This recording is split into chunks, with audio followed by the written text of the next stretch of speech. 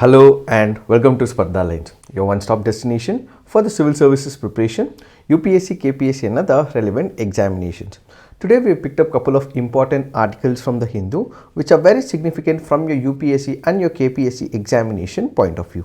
But before we understand what these articles are in greater detail, a quick gentle reminder. For those of you who have taken up the CTI PDO and KAS exams test series yesterday, we have come up with a detailed explanation for the same. So all that you have to do is watch this video on our YouTube to understand how to tackle these questions. Let's get started and look into the first article. The first article here is speaking about selecting the election commissioners. We have one of the important article of the Indian Constitution, which is Article 324 of the Indian Constitution. What does it speak about? It speaks about the composition of the Election Commission of India. It also speaks Election Commission of India is able to regulate the affairs of the entire elections in our country. So what does it speak about? It says that whenever we have the Election Commission of India would be able to literally take any step in order to ensure free and fair elections in that particular locality and the region.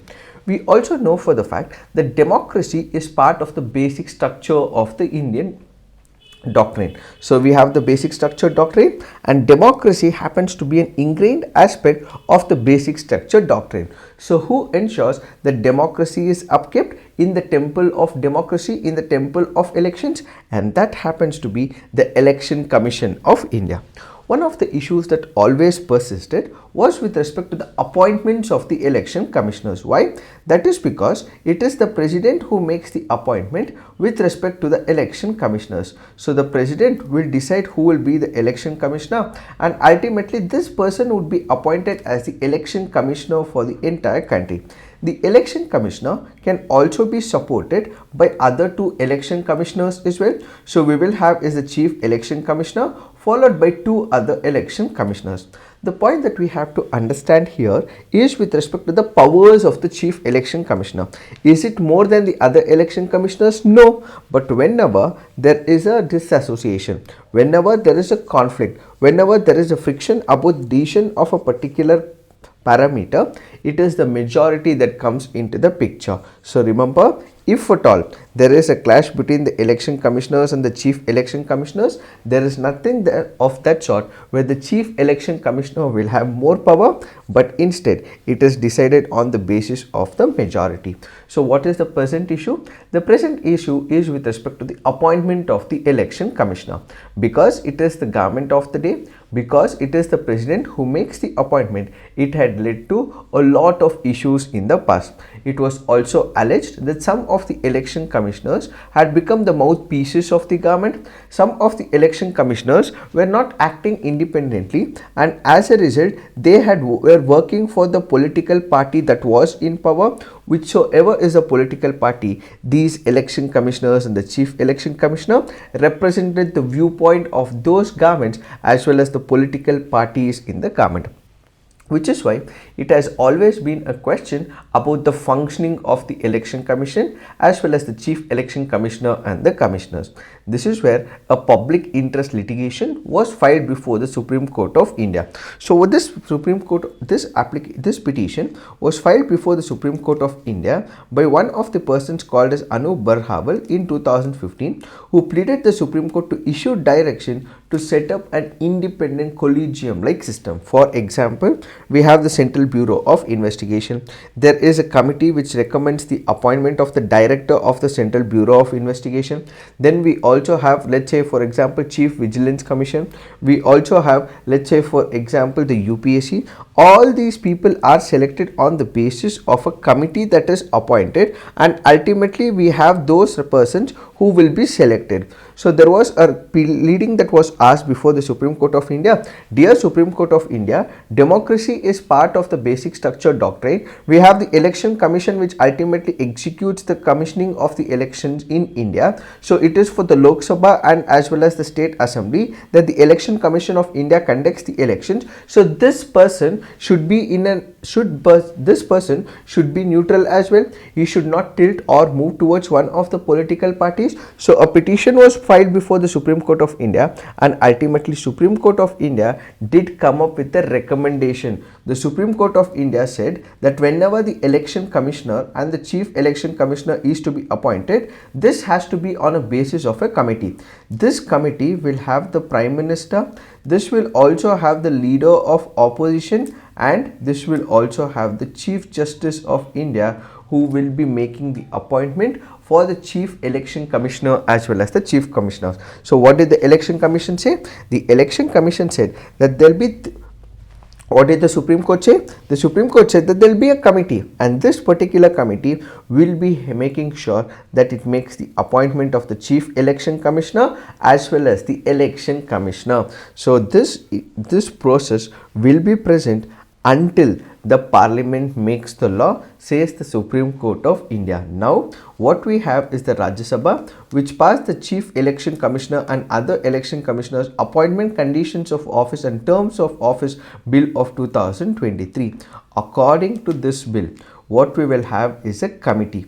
This particular committee will have the Prime Minister, will have the leader of the opposition political party, and it will also have an executive member or a minister who will be appointed by the Prime Minister. So this basically means that there will be a 3-member committee. According to this 3-member committee, the election commissioners would be appointed. So what does the proposed law provide? That the Chief Election Commissioner and other election commissioners shall be appointed from a person who are holding or having held a position equivalent to the rank of the secretary. So those persons will be appointed who have held the positions of secretary or as having the position of the secretary with the government of India. And if you remember, we will also have is a Ministry of Law and Justice. It is the Ministry of Law and Justice which will pick up 5 people. So they will basically take up about 5 people who have the integrity, who work for the government of India with utmost integrity. They are not susceptible to the corruption. They are completely neutral. They would be acting in an impartial manner. So 5 people would be selected. These 5 people's name would be recommended to this committee, and ultimately it is this committee which will decide who the person is as the Chief Election Commissioner as well as on the election commissioners. So it is this bill in all likelihood which is passed in the Rajya Sabha. It will be passed in the Lok Sabha as well, and ultimately this committee will decide who will be the election commissioner as well as the Chief Election Commissioner. In fact, the Dinesh Goswami Committee on electoral reforms in 1990 and the Law Commission in its 255th report on electoral reforms had suggested that the CEC and the ECs should be appointed by a committee consisting of Prime Minister, Chief Justice of India, and the leader of opposition of the largest political party in the Lok Sabha. This was the recommendation made. So the author in this particular case, can we have a relook? Instead of having the minister who is appointed by the Prime Minister being the member of the committee, why not have the Chief Justice of India?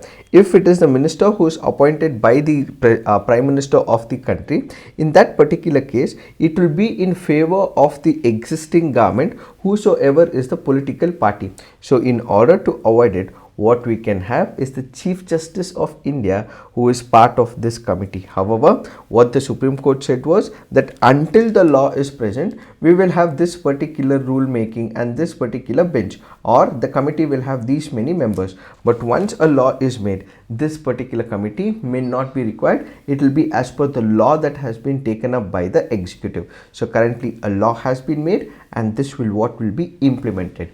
What are the best practices globally? When we look in South Africa, the President of the Constitutional Court, representatives of the human rights and gender equality are involved in the selection process.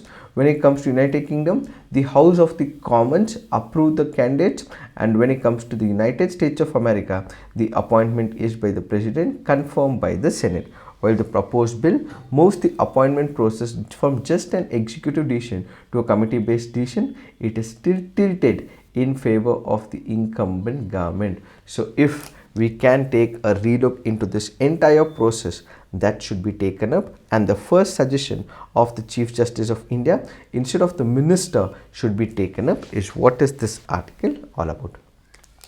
Now let's look into the next article. This article says an uphill struggle to grow the Forest Rights Act. So this article here is speaking about the Forest Rights Act. When we speak about Forest Rights Act, when did it come into implementation? It came into implementation in the year 2006. So what does it Forest Rights Act speak about? The Forest Rights Act basically gives the rights that are accorded to the people who are living in the forest areas. When we speak about people in the forest areas, they would have been living in this particular area for a very long period of time. However, their rights were not recognized. How and why? That is because when you look at the historical picture, we have the colonial rule which was in picture, and at the same time when you look at after independence as well, similar such laws persisted in the country. So basically the idea of colonial rule was in terms of making sure that we have benefits that is generated from the forest areas.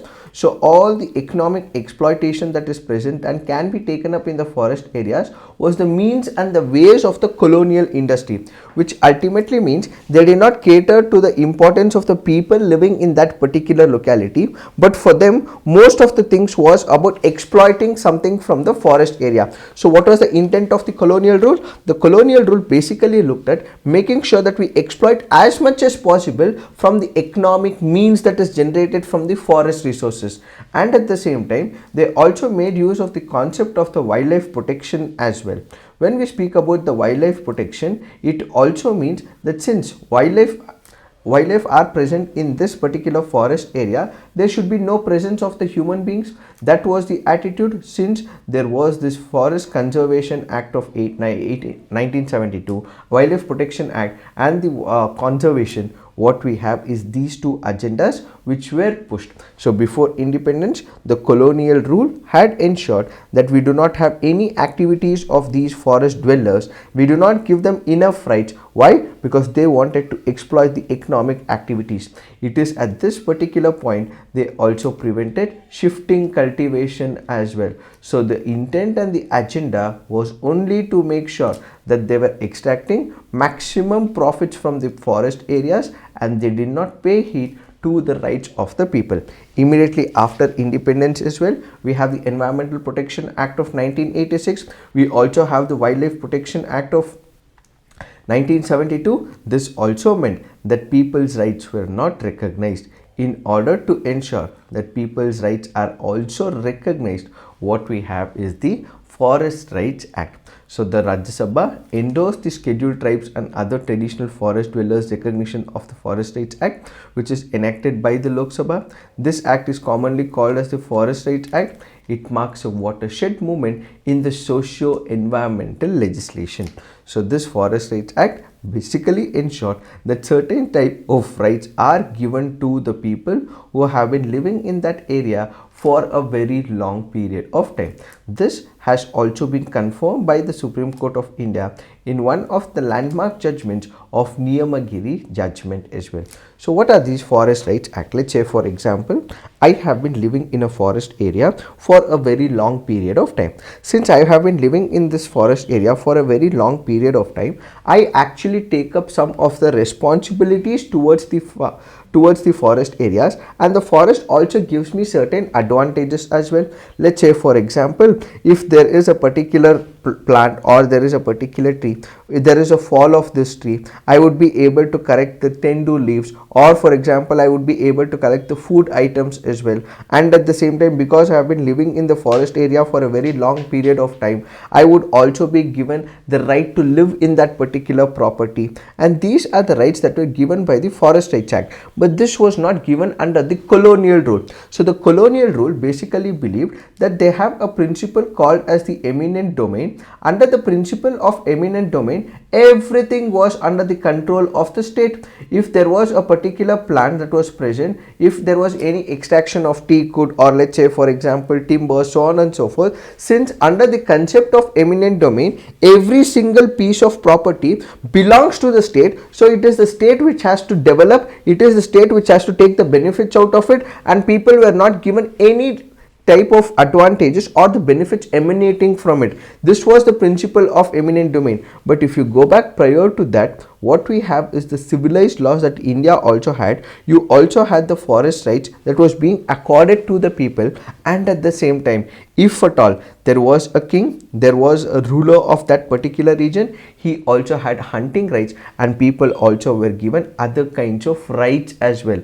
This ultimately meant that it was the British who pushed in their hard agenda in order to exploit the resources present in the forest region. They wanted to ensure people do not take benefits out of it, derive benefits out of it. So they came up with the principle of eminent domain, which ultimately extracted every piece of it from this particular area, but it did not allow the local people or the people residing in that particular area to generate profits out of it. The other concerns that we have to look into is, let's say for example there is a dam project, or let's say for example there is infrastructural project, or let's say for example there is another project which will ensure that a large piece of mining activities and similar such activities are conducted in that area. In all these cases, these people were asked to move out of that particular area primarily because of the dam related activities, or for example mining related activities, or for example the infrastructural development. These people were asked to just move from this particular locality, and they were not even provided the rehabilitation. What do I mean by rehabilitation? Since the government has taken up this particular area, since they have been living in this area for a very long period of time, they should be ideally given an alternative place or an alternative path where they can live in that area.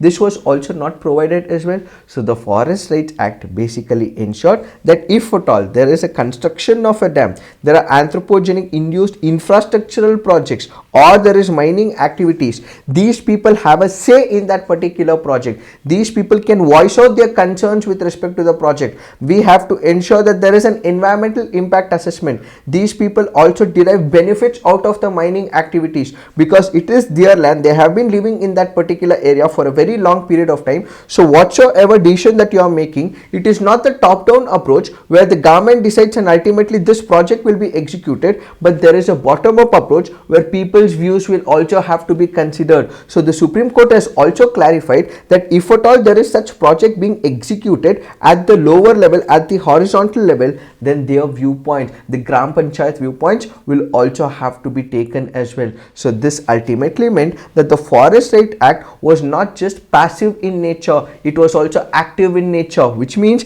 that they were participative. They were also asked to participate in the decision making process, and ultimately all the measures that were taken up for the implementation would ultimately be taken with the consent of the people who are present in that particular locality. So the Forest Rights Act basically ensured that the recognition of the community rights were given to the people so that they can enhance their living. So this article basically goes on to say that if you look into the historical past, it was the colonial takeover of the forest region which ultimately meant that rights were not given to the people of that particular locality. But over a period of time, the Forest Rights Act became one of the major laws which gave them rights that are independent of the association from the past. It is this that we have to understand with respect to the Forest Rights Act. Now let's look into the next article. This article says one person, one vote, one value. What is this article speaking about? The article here is speaking about the importance of one single vote. What are we speaking about? We are speaking about one of the concepts called as the gerrymandering. We are also speaking about the population control as well. We are also speaking about the reservation that is given for the SC and the ST community in terms of they standing in a particular constituency for a legislative assembly elections, or for example in the MP elections. First, let us understand what is this concept of gerrymandering. What happens with respect to the gerrymandering? Let's say for example, this usually happens in the United States of America. So what we have is the delimitation commission. Similarly, United States of America also has a commission. What does it do? Let's say for example, this is a particular area. So this particular area, let's say for example, has about 4 constituencies. This is for the sake of explanation alone. There are about 4 constituencies. So there is a particular population whom they know for the fact that they will vote for the Republican Party, and let's say for example this is a place where people in that particular locality will vote for the Democrats. So what would happen, there is a specific piece of population, they know for the fact that most of the people in this particular region will vote for the Democrats or Republicans, and it is in this particular constituency they will vote for the Democrats. So whenever the Democrats or the Republicans are in place, they have their power. What do? They take out a certain piece of this and ultimately ensure that there are large more people who vote for the Republicans. So this place will now be converted into a new constituency so that the Democrats do not win, or the Democrats do not win, and ultimately they would form a new constituency out of it. So this new constituency that is created will ultimately have those many new people who will be basing their arguments or who will be voting only for the Democrats, and ultimately there will be a new area that will be created. So what is gerrymandering? Gerrymandering is basically changing of the constituency boundaries to ensure that only a specific number of people in that particular locality which favor one of the political parties is present, but the rest of it would be divided so that this large chunk is not present in that particular area. This large chunk is broken out and a new area is created so that there is division of votes, and the new constituency that is created is helping the party in power, or it is in favor of one political party which has created this mechanism. So what is gerrymandering? Gerrymandering is that particular idea which involves the redrawing of boundaries to favor a candidate or the party. So this article goes on to speak about gerrymandering, where there have been some of the delimitation commissions which have been appointed, and these commissions have been able to influence or bring change for one of the political parties is what is gerrymandering. That happens to be the first one. The second concept is that whenever we are speaking about the delimitation commission, how the delimitation commission happens to be an independent organization, the coach can also not look into the recommendation of the delimitation commission, and ultimately it is the delimitation commission, once it decides, the same will have to be implemented by the government, so on and so forth. In order to promote it, we have couple of articles. To avoid dilutions, our constitution framers envisage appropriate safeguards to ensure equal political rights for all. Which are these political rights that the constitution decides about? Article 81 and 170 of the constitution said that the ratio of population for the Lok Sabha and state legislative assembly constituencies shall be same. This is one of the aspects. Then we have article 327 empowers the parliament to make laws related to the delimitation of the constituencies which cannot be questioned in the court of law. Based on this, the government forms an independent delimitation commission headed by a retired Supreme Court judge to avoid the qualitative dilution. So because they have to prevent this gerrymandering and the qualitative dilution, the delimitation on a fixed parameter to be neutral, it will be decided by the Supreme Court of India's former judge. He will be part of the delimitation commission. There will be other members as well. So they, on an equality basis, on a non-partition basis, on an impartial basis, they would be deciding the constituencies. Similarly, article 330 and 332 guarantee reservation of seats for the scheduled castes and scheduled tribes in parliament and state legislative assemblies, which need to be kept in mind during the delimitation. And finally, delimitation of constituencies needs to be carried out regularly based on the decennial census to maintain quality of the vote as far as practicable. However, there are concerns that are associated with it. What are these concerns? One is with respect to the population. When we speak about the population, we have the North Indian states and we also have the South Indian states. The North Indian states did not implement the population control measures. As a result, the density is as much as 3.2 when it comes to the population, but when it comes to the South Indian states, the density is as much as 1.8. In North India, it is as much as 3.2 the population, which is why in South India, what we have is less number of people, but in North India, we have more population. This ultimately means that if census is conducted today, and if we are able to implement that equal number of population should be for the state of, let's say for example, in the state of Uttar Pradesh or in the state of Bihar, and we should have the same in the state of Kerala or Tamil Nadu or Karnataka. This is not going to help. Why? Because the number of seats that are present for the state of Kerala or for Tamil Nadu or for Karnataka will drop, because they have been able to take population control measures which the North Indian states were not able to take, and ultimately they will swing the votes in their favor, and these states will not have any voice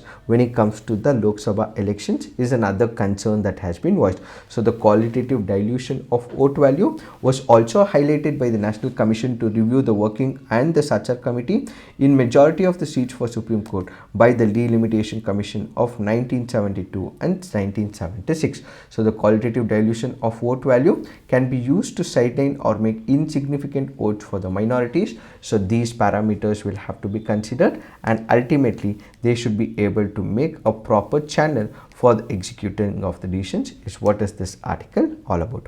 Now let's look into the next article. This article says what led to the coup attempt in Sierra Leone. First important factor from the preliminary examination point of view is we understand the map and where this Sierra Leone is. So this happens to be a place in the western part of Africa. Which are the countries in and around it? What we have is Guinea. We also have is Liberia, which can be very important from your preliminary examination point of view. So they will ask you which are the countries in and around Sierra Leone. So we have Guinea as well as Liberia. This is the first important factor. The second important factor is with respect to the crisis that is unfolding in this country. As of now, there is political instability in the region, which happens to be the major cause of concern. Why is there a political instability? So when we speak about the issues and concerns in this part, what we have to focus is on three aspects. One is about the political instability. The second is about the economic instability. The third is the aggression of the police officers. What is the political instability all about? When we speak about political instability, what does it indicate? Let's say, for example, there is one of the political parties that is elected to the power, or let's say, for example, there is an individual or a person who is appointed as a major leader of power in that particular country. But when a political party is elected or a person is elected, people question the entire idea of this political party coming into the power or the person coming into the power. Primarily, they believe that votes may have been rigged. There was no due process that was followed. This entire exercise of the elections was not transparent in itself.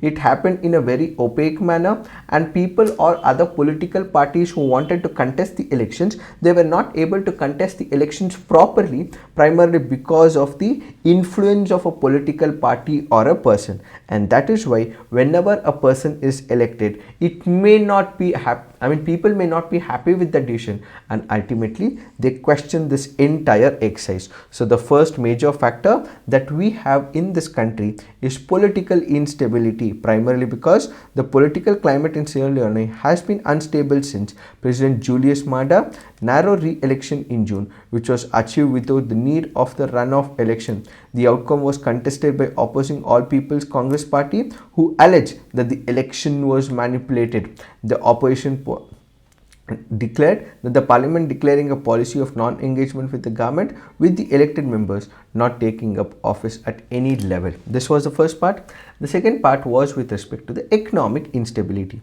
What is the economic instabilities? For example, some of the decisions that have been taken by the government of respective states might not be working good. For example, there might be no creation of the job, so there will be employment crisis in that particular area. There will be inflation as well. Jobs would not be created. There is high skyrocketing inflation in that particular place. For example, it happened in Sri Lanka. It is happening in Pakistan right now, where there is not just employment opportunities that are created, and at the same time what we have is massive inflation that is present in the society. Jobs are not created, no infrastructure activities are taking, no economic activities are taking, so people do not know what should they do in the next near future, and as a result it would have worsened the economic crisis, and the cost of living in this particular area would have also skyrocketed. Even if you have plenty of money that you have in the bank, it will just be a piece of paper and it will not be able to buy a specific product in the market. So that happens to be the economic instability. Third is with respect to the aggression of the police. The prison riot of 2020 in the overcrowded Pandaba prison was quelled by using live ammunition. Similarly, the protest of August 2022 left 6 police officers and 27 protesters dead as well. So there has been there has been resentment towards the government, which is due to lack of accountability towards the casualties as police aggression continues. So there is political instability, there is economic instability, and at the same time there is aggression of the police officers, and as a result people's rights are not respected. So which is why what we have is a crisis that is unfolding in the country of Sierra Leone. It is in this particular backdrop we also have to remember that there is one of the groupings called as the ECOWAS. Is it the right time for this group to intervene in this particular country? So what is ECOWAS? It stands for Economic Community of West African States.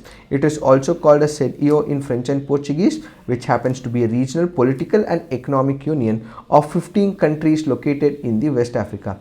This happens to be all the countries that are part of the ECOWAS. The stated goal is to achieve collective self-sufficiency for its members, creating a single large trade bloc. So this will act as a trade bloc where all countries can come to discuss, and they would be able to enhance on their economic activities and trading union. ECOWAS aims to raise the standards and also promote economic development as well. The union was established in 1975 with the signing of the Treaty of Lagos. This can be very important from your preliminary examination point of view, with its stated mission to promote economic integration across the entire region. And from the preliminary examination point of view, remember, it has its headquarters in Abuja in Nigeria. So ECOWAS is one of those political and the economic union which wants to enhance the economic activity, and whensoever there is a coup that is gonna take place, it is this organization which is gonna step into the picture. So now a question is being asked, will ECOWAS intervene in this particular area? So we have to wait and watch. And Sierra Leone is a member country of ECOWAS, and hence any security concern that raises in the future will have to be taken up by the ECOWAS. Is what is this article all about? It is this that we have to understand with respect to this article. So this is it for today. Thank you for watching. All the best.